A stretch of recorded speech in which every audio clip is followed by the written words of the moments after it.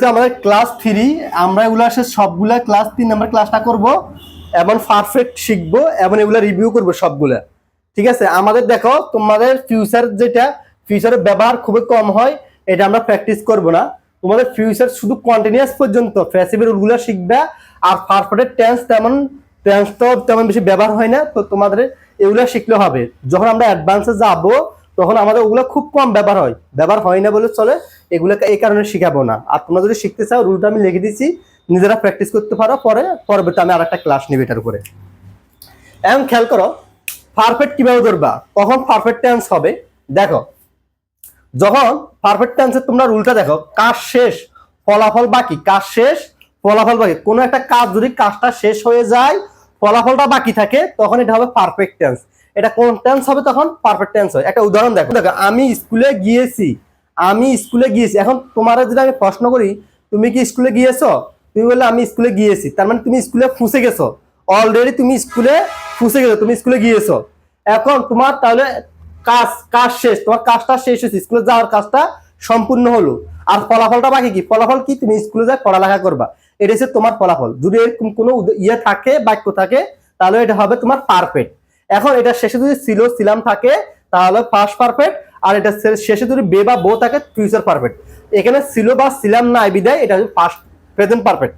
তো দেখো present perfect, আমি স্কুলে গিয়েছিলাম, কাজ শেষ ফলাফল বাকি, অর্থাৎ আমি স্কুলে অলরেডি গিয়েছি আর ফলাফল হচ্ছে আমি ওখানে যাই পড়ালেখা করব।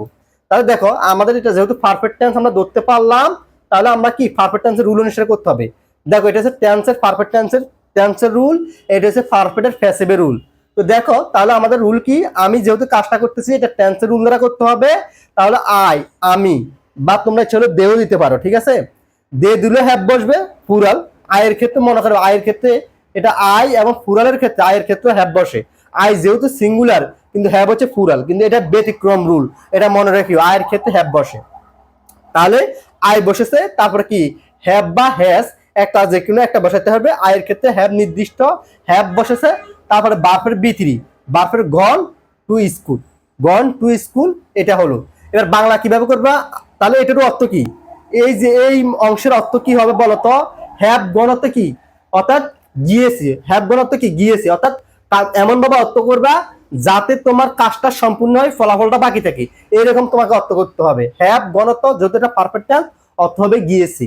দেখো তাহলে অর্থ কি হবে, আমি স্কুলে গিয়েছি। এবার দেখো প্যাসিভটা লক্ষ্য করো, স্কুলে যাওয়া হয়েছে, এটা অর্থ কেমন বোঝাচ্ছে, অর্থাৎ স্কুলে তুমি চলে গেছো, মানে যাওয়াটা শেষ, তুমি মাঝামাঝি না। যেমন কন্টিনিউয়াসে কি ছিল, আমি স্কুলে যাইতেছি, তার মানে এখনো কন্টিনিউয়াস আছে। দেখো যাইতে তে একটা যোগ হয়েছে লাস্টে তেসি, যাইতেছি, তার মানে এখনো কন্টিনিউ মাঝামাঝি থাকে। আর যখন ইনডিফিনিট হতো আমি স্কুলে যাই, দুটা অক্ষর, ওইটাও দেখো ওইটাও স্কুলে যাই দুটা অক্ষর, কিন্তু এখানে দুটো অক্ষর নাই, এটা অলরেডি বলে দিছে আমি স্কুলে যাইতেছি, সরি গিয়েছি, মানে কাজটা শেষ ফলাফলটা বাকি। তিনটার মধ্যে পার্থক্যটা বুঝছো বাংলা। এবার তোমরা ট্রান্সলেট করার চেষ্টা করো, তিনটা থেকে আমি উদাহরণটা এর আগে দিয়েছি। এরপর দেখো আমি স্কুলে যাওয়া হয়েছে, তাহলে প্রথমে কি লিখবা, যার সম্পর্কে বলা হয় তাকে আমরা সাবজেক্ট বলি, স্কুলের কথা বলা হচ্ছে, এখানে স্কুলটা সাবজেক্ট হিসেবে বসেছে, আর এটা কাজটা করতে পারে না, এখানে এটা প্যাসিভ, অর্থাৎ স্কুলে কাজটা করে না, কাজটা করে অন্য কেউ, এই কারণে তারপর হ্যাজ বসেছে, তারপর বার্ফের কি বিন, সরো এখানে যে তোমার প্যাসিভের ক্ষেত্রে অতিরিক্ত এই রুলের সাথে, অর্থাৎ টেন্সের রুল সাথে আর প্যাসিভের রুল পার্থক্য হয়েছে, এখানেও বি3, শুধুমাত্র একবারে সহজ, শুধুমাত্র মনে রাখবা পারফেক্টে প্যাসিভে শুধুমাত্র অতিরিক্ত বিন আসে। তাহলে স্কুল হ্যাজ বিন গন, তাহলে অর্থ কি হবে, স্কুলে যাওয়া হয়েছে, এমন ভাবে অর্থ করবা, এটার অর্থ এমন ভাবে করবা যাতে কাজটা সম্পূর্ণ হয়ে যায়। আর মনে রাখবে এখন তোমরা বেশিরভাগ কনফিউজ থাকবে তোমাদের কিনা ফার্স্ট টেন্সে যায়, কনফিউজ থাকবে, দেখবা যে ইনডিফিনিট আর ফার্স্ট পারফেক্ট ভাই দুটা সেম। আমি এর আগের ভিডিওতে বলেছি ইনডিফিনিট এবং পারফেক্ট দুটো অর্থ কিন্তু সেম হবে। স্ট্রাকচার তুমি ইচ্ছা করলে এটারে এভাবে লিখতে পারো। দেখো আমি নিচে জায়গাতে দেখা যায়নি কি জানি না, দেখো আগে এটা বুঝে দিই, তারা ফুটবল খেলেছিল, এখানে তুমি বলতে পারো স্যার এখানে দুটো অক্ষর আছে, আপনি এর আগের ভিডিওতে বলছেন দুটো অক্ষর যদি হয় তাহলে এটা হয় পাস্ট ইনডেফিনিট, দুটো অক্ষর আছে লাস্টে ছিল আছে, কিন্তু এটা পাস্ট, আপনি পারফেক্টে কেন লিখলেন। আমি যদি আমার ইচ্ছা, তুমি যদি মনে করো এটা তুমি আরো 1 বছর আগে ফুটবল খেলেছিলে, আরো 1 বছর আগে ফুটবল, আমি মনে করছি এটা বেশি অতীত, এটা বেশি অতীত বিদায় আমি মনে করলাম, আমি মনে তুমি ধরে নিতে পারো, আবার ইচ্ছা করলে তুমি ইনডিফিনিটও করতে পারো, ফার্স্ট ইনডিফিনিট অর্থ সেম থাকবে, কোনো কারো সাধ্য নাই, অর্থ সেম থাকবে, সবকিছু হয়ে যাবে। যদি বেশি অতীত মনে করো তুমি পারফেক্ট করবা, কম অতীত মনে করলে মনে করো তুমি কালকে খেলেছো, মানে কালকে তোমার খেলাটা তোমার শেষ, মানে শেষ করেছো, কালকে ইয়েটা করেছো, খেলাটা খেলছো, তাহলে তুমি এটা কি করবে, ইন্ডিপেন্ডেন্ট করবা। আর যদি তুমি মনে করো অনেক আগে 10 বছর আগে, এর অনেক বছর আগে তুমি খেলাটা খেলছো, তাহলে তুমি এটা কি করবে, পারফেক্ট করবা। আর যদি এখানে অতীতের কোনো চিহ্ন থাকে যে আমি 10 বছর আগে খেলাটা খেলেছি, তাহলে তো তুমি ইন্ডিপেন্ডেন্ট করতে পারবে না, অলরেডি পারফেক্টের রুল দ্বারা করতে হবে। কিন্তু অত বাংলার নিয়মটা কিন্তু সেম থাকবে, তারা ফুটবল খেলেছিল, দেখো এখানে তারা ফুটবল খেলেছিল, দে এটা যেহেতু খেলেছিল, কাজটা শেষ, ফলাফলটা বাকি অর্থ বোঝাচ্ছে। আর ইন্ডিপেন্ডেন্টের যে রুলটা, দুটি অক্ষর হলে ছিলাম থাকলে ইন্ডিপেন্ডেন্ট হয়, ও রুলটা মিলতেছে, তাহলে তুমি দুটা রুলে করতে পারবা। কিন্তু আমি ধরে নিলাম এটা বেশি অতীত, এই কারণে আমরা কি লিখবো, দা, তাহলে এটা আমি পারফেক্ট করতেছি, তাহলে প্রথমে কি লিখলাম, দে লিখলাম, তারপর কি লিখলাম, তোমার সাব দেখো টেন্সের রুল কই, টেন্সের রুল এই দেখো, এটা টেন্সের রুল, টেন্সের রুল অনুসারে লিখতে হবে।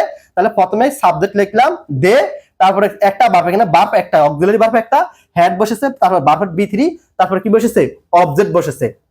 তাহলে অর্থ কি হবে, তারা ফুটবল খেলেছিল, খেলেছিল।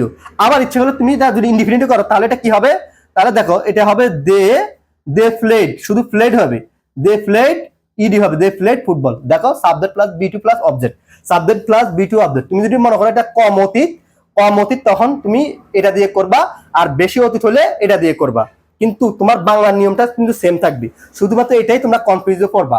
ফুটবল খেলা হয়েছিল, এটাও সেম, ইনডিফিনিট বেশি কম অতীত হলে, কম যদি অতীত হয় ইনডিফিনিটও করবা, আর বেশি অতীত হলে পারফেক্টে করবা। আর যদি এখানে 10 বছর লিখে 10 বছর আগে আমি ফুটবল খেলেছিলাম, তাহলে তো কথাই নেই, তাহলে অবশ্যই তোমাকে পারফেক্টে করতে হবে, কারণ এটা বেশি অতীত বোঝাচ্ছে। আর যদি একদিন আগে লিখে দাও, তাহলে অবশ্যই তুমি কি প্রমাণ করে দিবা, তুমি অবশ্যই ইনডিফিনিটে করবা, ঠিক আছে। ফুটবল খেলা হয়েছিল, দুটা অক্ষর শেষে ছিল, আর এটা পারফেক্টের অর্থ দেয় ফুটবল খেলা হয়েছিল, মানে খেলাটা শেষ অর্থ দেয়। এই কারণে বললাম কনফিউজে পড়ে যাবে, কনফিউজ না হয়ে তোমরা এইভাবে করার চেষ্টা করো। তাহলে ফুটবল খেলা হয়েছিল, তাহলে এটা কি করতে হবে, এটা কি হবে, তাহলে প্রথমে ফুটবল লিখলাম, এটা প্যাসিভ, যেহেতু ফুটবলটা সাবজেক্ট হিসেবে বসেছে। তারপরে কি লিখলাম, তোমার সূত্র দেখো, যে এটা হচ্ছে প্যাসিভের রুল, নিচেরটা হচ্ছে প্যাসিভের রুল। প্রথম সাবজেক্ট বসেছে ফুটবল, তারপর হেড বসেছে, তারপর বার্ফের বিন, মানে অতিরিক্ত, এখানে শুধু রুল সেম থাকবে, অতিরিক্ত বিন আসে, বিনটা বসেছে, বার্ফের বি3 বসেছে, অর্থাৎ ফুটবল খেলা হয়েছিল। এখন দেখো, তাহলে আমরা ইতিমধ্যে আমরা 3টা টেন্স পড়ে পড়লাম। যদি আমি আবার রিভিশন তোমাদেরকে রিভিউ করতেছি, যদি একটি বা দুটি অক্ষর হয়, এটা একটি বা দুটি অক্ষর হলে ইনডিফিনিট হয়। আর একটি বা উপরে লেখা আছে দেখো, কিছু থাকবে না, মানে কিছু যদি না থাকে, তাহলে এটা হচ্ছে তোমার কি, যদি একটি বা দুটি অক্ষর পরে কিছু যদি না থাকে, তাহলে এটা হচ্ছে তোমার প্রেজেন্ট ইনডেফিনিট। আর একটি বা দুটি অক্ষরের শেষে যদি ছিল বা ছিলাম থাকে, এটা হবে ফার্স্ট ইনডেফিনিট। একটি বা দুটি অক্ষরের শেষে যদি বে বা বো থাকে, এটা হবে তোমার ফিউচার ইনডেফিনিট। এরপরে যদি তে তেসিস চলমানের পরে যদি অতিরিক্ত বে বা বো যুক্ত হয়, তে তেসিস কন্টিনিউয়াস প্রতিটা টেন্সের মধ্যে আছে। দেখো এটা একটি বা দুটি অক্ষর প্রতিটা টেন্সের মধ্যে আছে, শুধুমাত্র বে বা বো যুক্ত হলে এটা হবে ফিউচার ইনডেফিনিট, ছিল বা ছিলাম যুক্ত হলে ফার্স্ট ইনডেফিনিট, আর কিছু না থাকলে প্রেজেন্ট ইনডেফিনিট। আবার তে তেসিস চলমানের পরে যদি বে বা বো থাকে, তাহলে তোমার হচ্ছে যে ফিউচার কন্টিনিউয়াস, ছিল বা ছিলাম থাকলে ফার্স্ট কন্টিনিউয়াস, আর কিছু না থাকলে তোমার হচ্ছে প্রেজেন্ট কন্টিনিউয়াস, ঠিক আছে। আর কাজ শেষ ফলাফল বাকি, বাংলা মনে রাখবা, কাজ শেষ যদি ফলাফল বাকি থাকে তোমার পারফেক্ট অ্যান্সার, কাজ শেষ ফলাফল বাকি থাকে। তো আমরা কিছু উদাহরণ করে একসাথে করার চেষ্টা করবো এখন, মানে সবগুলো এলোমেলো করার চেষ্টা করবো, তোমাদেরকে জিজ্ঞেস করবো, তোমরা হচ্ছে যে সাথে সাথে করার চেষ্টা করবা। আর বিভিন্ন মানে তোমরা এগুলা রিডিং যখন করতে যাবে, এখন থেকে টেন্স আর প্যাসিভ এগুলা নিয়ে কি করবা, টেন্স আর প্যাসিভ ধরার চেষ্টা